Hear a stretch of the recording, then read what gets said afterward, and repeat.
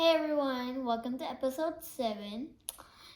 Today we are going to be reading Judges 13, chapter 13 to 16. Is there any questions you want me to do? Let me know in the comments. Don't forget to subscribe and like the video. Okay, let's get started. Alright, let's find the Judges. Alright, it's right here.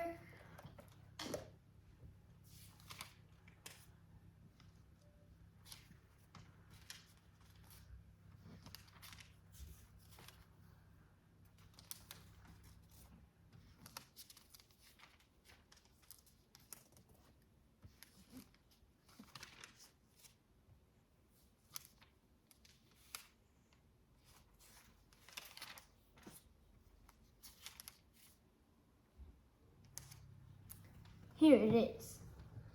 Birth of Samson. The Israelites again did what was evil in the Lord's sight. So the Lord handed them over to the Philistines for 40 years. There was a certain man from Zorah, from the family of Dan, whose name was Manoah.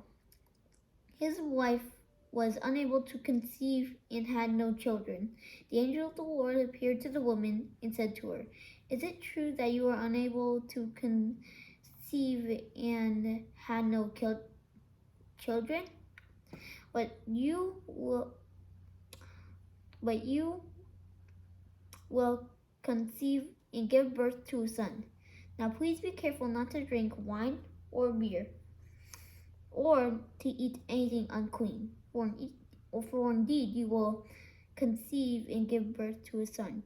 You must never cut his hair, because the boy will be Nazarite to God from birth, and he will begin to save Israel from the power of the Philistines." Then the woman went and told her husband, "A man of God came to me. He looked like the awe-inspiring angel of God. I didn't ask him where he came from, and he didn't tell me his name. He said to me, 'You will not conceive and give birth to a son. Therefore, do not drink wine or beer. Do not eat anything unclean, because the boy will be a Nazarite to God from birth until the day of his death.' Manoah prayed to God and said, 'Please, Lord, let the man of God you sent come again to us and teach us what we should do for this boy, for the boy that will be born.' God listened to Manoah, and the angel of God came again to the woman. She was sitting in the field, and her husband Manoah was not with her. The woman ran quickly to her husband and told him, 'The man who came to me the other day had just come back.' So Manoah got up and followed his wife. When he came up to the man, he asked, 'Are you the man who spoke to my wife?' 'I am,' he said. Then Manoah asked, 'When your words come true, what will be the boy's responsibilities in work?' The angel of the Lord answered Manoah, 'Your wife needs to do everything I told her. She must not eat anything that comes from the grapevine, or drink wine or beer.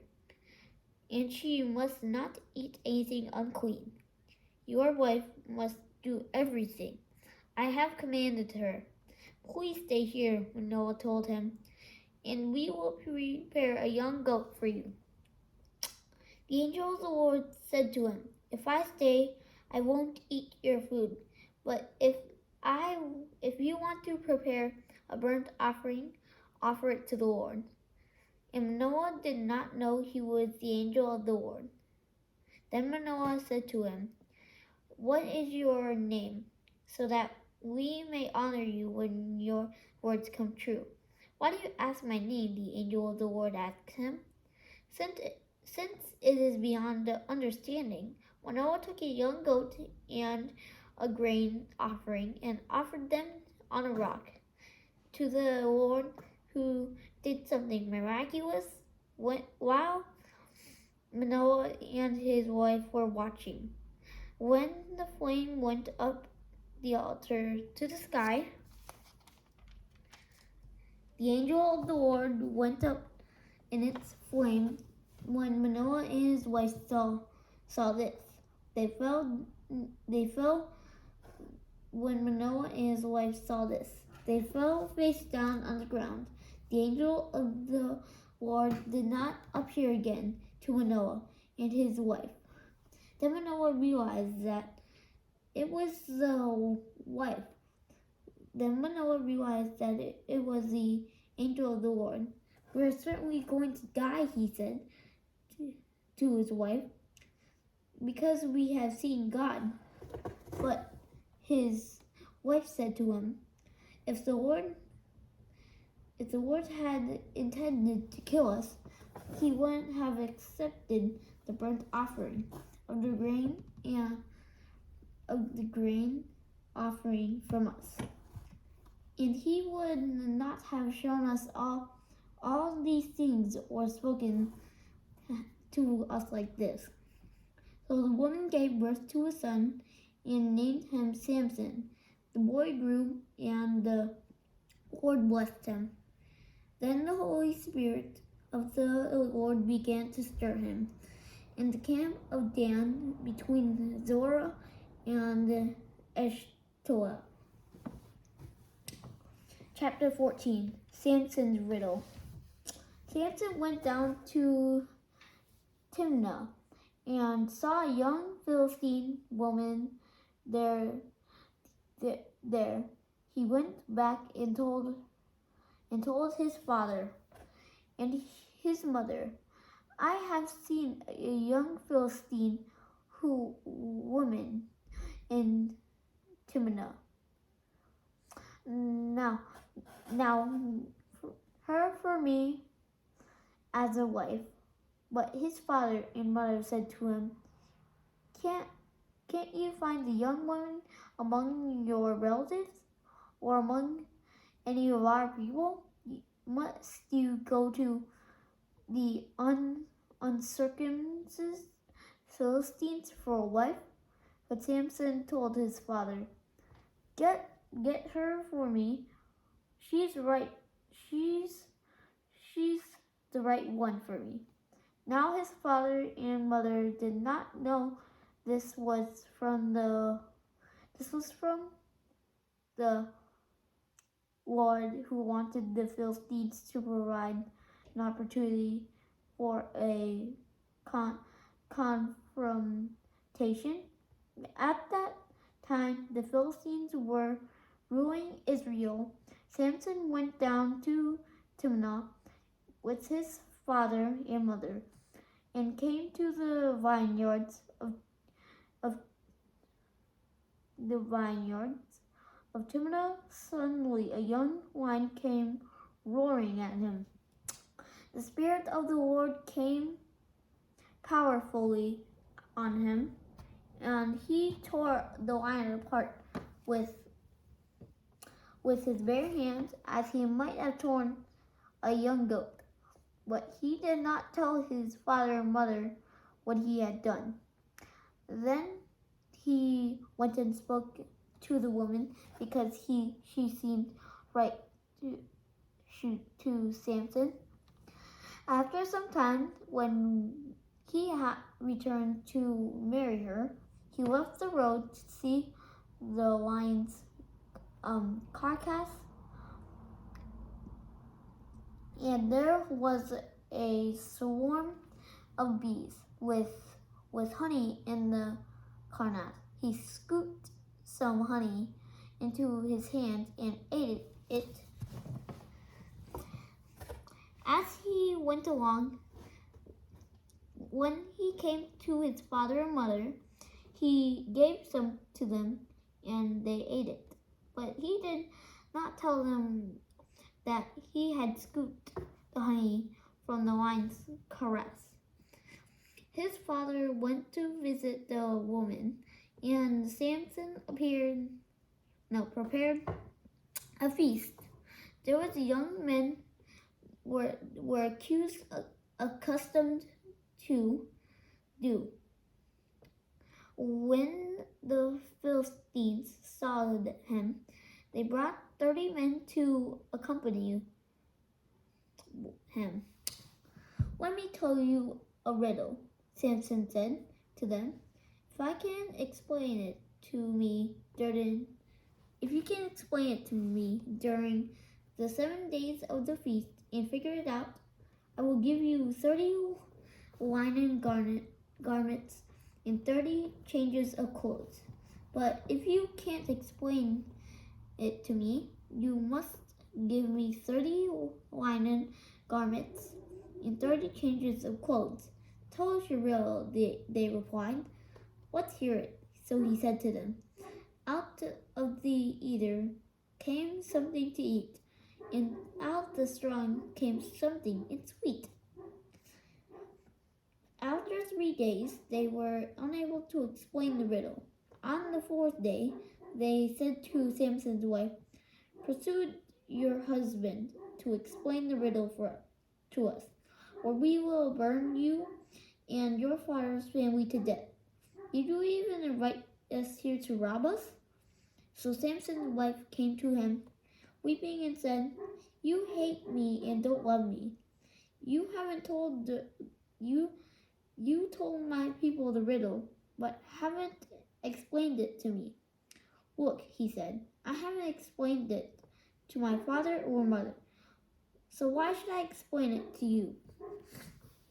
She wept the whole 7 days of the feast, and at last, on the 7th day, he explained it to her, because she had nagged on him so much. Then she explained it to her. "People, on the 7th day before sunset, the men of the city said to him, 'What is sweeter than honey, and what is stronger than a lion?' So he said to them, 'If you haven't pulled with my own cow, you won't know my will now.' The Spirit of the Lord came powerfully on him, and he went down to Ashkelon and killed 30 of their men. He stripped them and gave their clothes to those who had explained the riddle in a rage. Samson returned to his father's house, and his wife was given to one of the men who had accompanied him.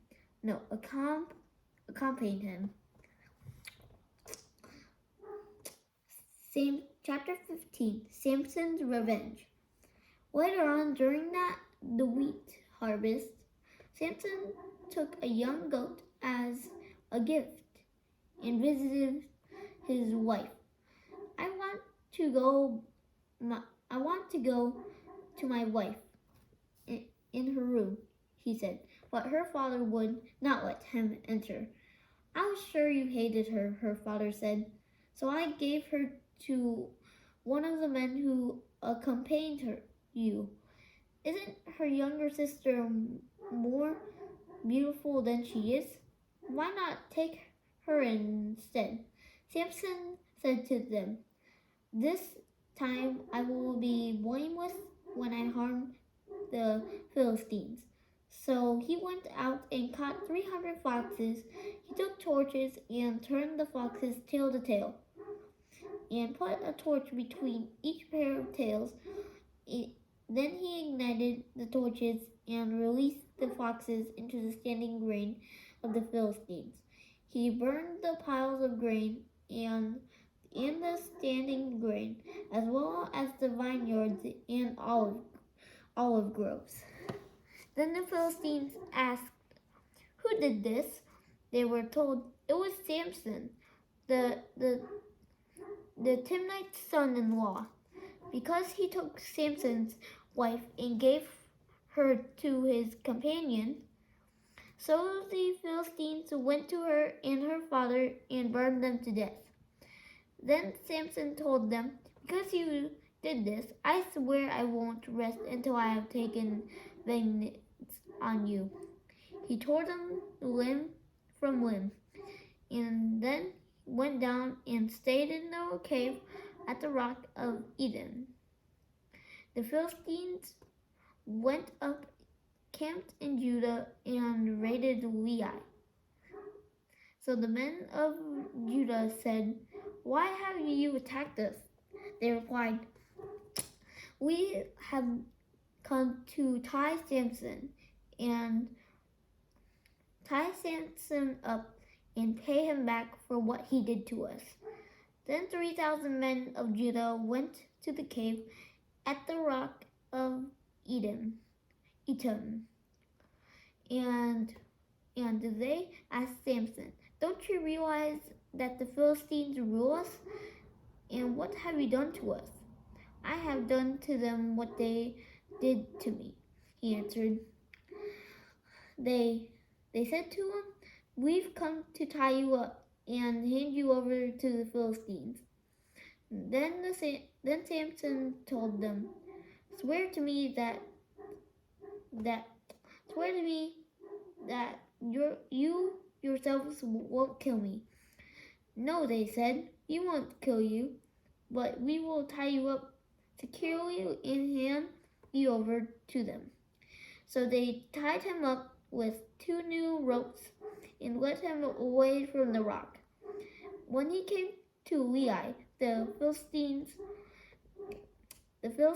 came to meet him, shouting. The Spirit of the Lord came powerfully on him, and the ropes that were on his arms and wrists became like burnt flax and fell off. He found the first jawbone of a donkey, reached out his hand and took it, and killed 1,000 men with it. Then Samson said, with the jawbone of a donkey, I have piled them up in heaps. With the jawbone of a donkey, I have killed 1,000 men.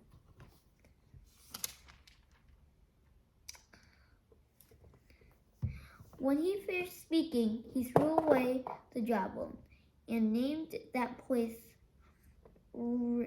Ramesseai. He became very thirsty and called out to the Lord, You have accomplished this great victory through your servant. Must I now die of thirst and fall into the hands of the uncircumcised?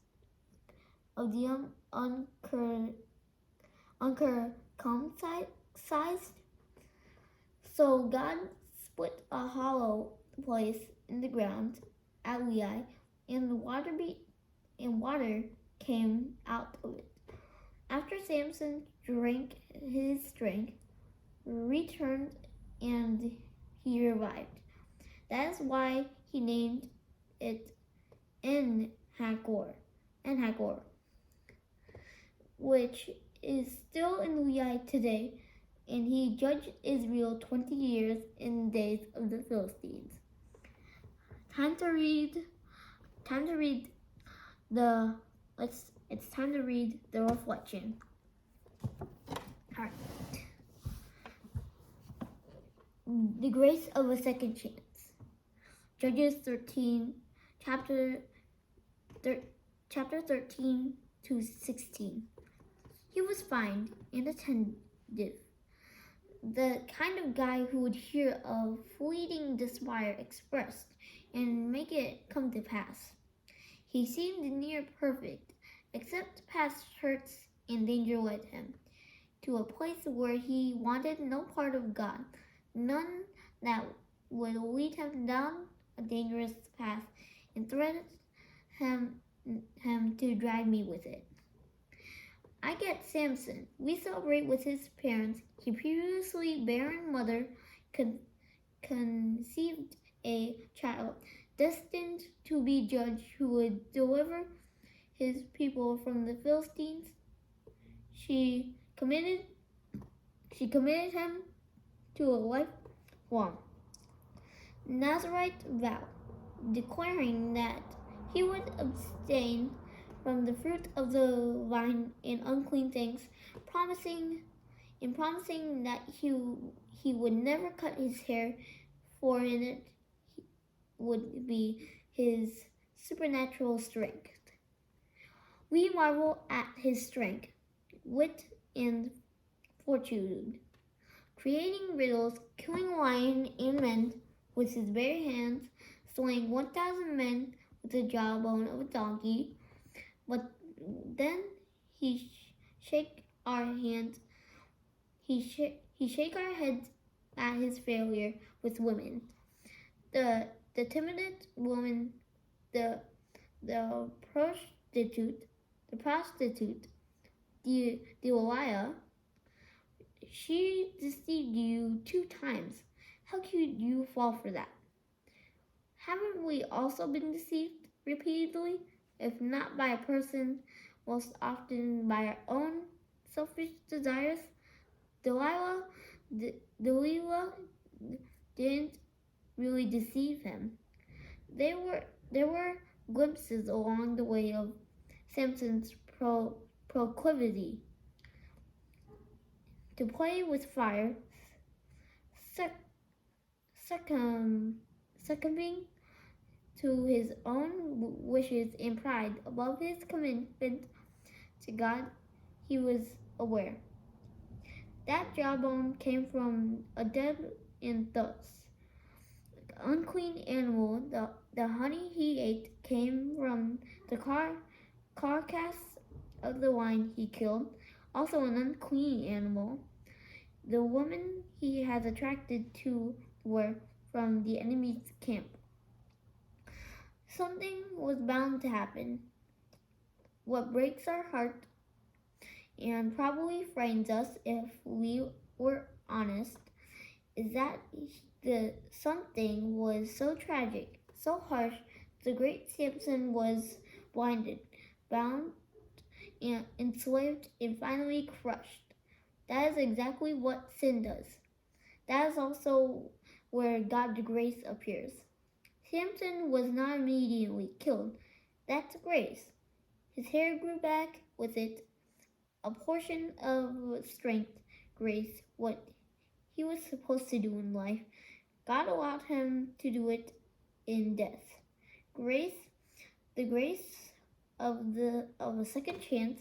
By grace, I would eventually end that relationship, but not before I was introduced to a city that I loved and where relocated to me. Relocated to that put me in a position where I would fall in love with God, discovered my gifts, and changed the trajectory of my life, all for His glory. Reflecting on past events over the course of your life, linger over those memories where you recall your disobedience. Where do you see God's judgment? More importantly, where do you see His grace? As you consider your present season, what is He calling you to do that is revisiting those lessons can serve as the force to move you forward in obedience and gratitude? The end.